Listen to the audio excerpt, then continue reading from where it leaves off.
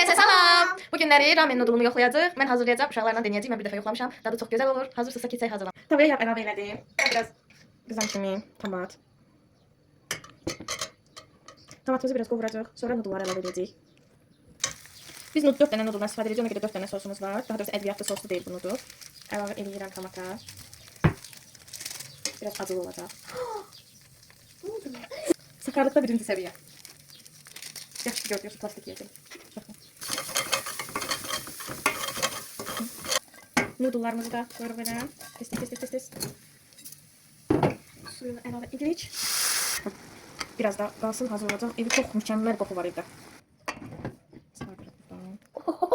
Ne kadar uzak.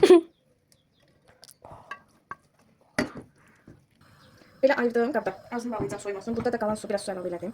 Çox az idi çünki biraz qaynanıb düşsün, sonrasında çəkəcək. Daha da şey olacak bana göre. Ay yumurta. Gözleri. Bir gözü burada. Bir gözü. Belə indiriyorum ki, sarısı pişsin. Aslında bir şey görünür. Bilmiyorum da değerli olur. Evet. Belə sarısını pişirmək üçün belə indirik.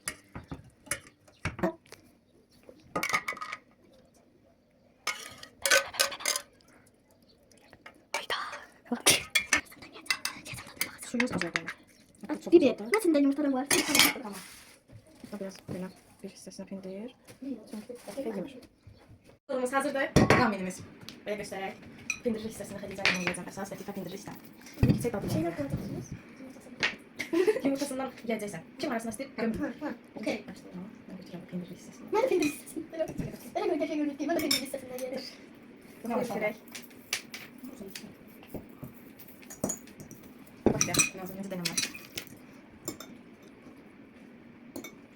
Uyda. Allah bakın. Ben tatlım. Hiç yorulmadım. Şampiyon. Hadi bir şey. Siz de deneyin. Acılı. Pendirli. Böyle hamza şeyler yaptım. Yumurtaya da ön yargılı davranmıyorum. Çünkü çok önemli. Yumurtasından mal olur. Sıcak olur. O üzerinden yeter. 10 lira var. 30. Evet, yüzden başlar güzelim. Çünkü 30 %100. 200. Kes. Yumurtasından bekle. Çok beğendik. Siz de hazırlayıp çileğinizi izlemeyi unutmayın. Hadi. Hadi.